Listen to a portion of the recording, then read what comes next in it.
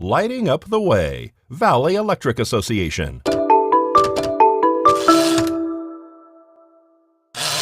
Delirium is common following surgery, particularly in older patients, and is associated with longer surgical ICU stays and increased morbidity and mortality.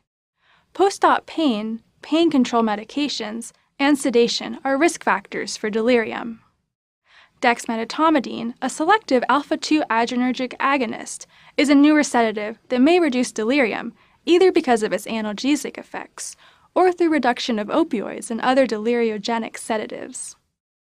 The current issue of JAMA has a report on a randomized trial examining whether the use of postoperative acetaminophen for pain and dexmedetomidine for sedation might reduce the incidence of delirium following cardiac surgery. The trial was conducted over 3 years at Beth Israel Deaconess Hospital in Boston, Massachusetts. The researchers recruited patients 60 years or older who were undergoing coronary artery bypass graft surgery, with or without aortic or mitral valve replacement.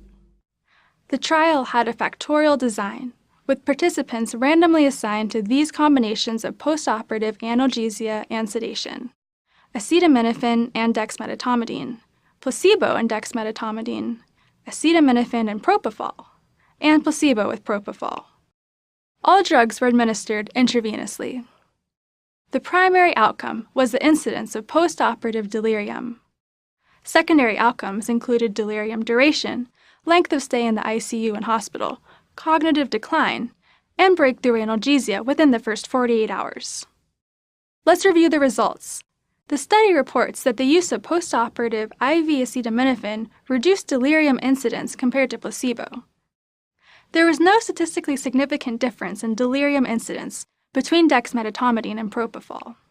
There were statistically significant differences favoring acetaminophen versus placebo for 3 pre-specified secondary outcomes: delirium duration, ICU length of stay, and breakthrough analgesia.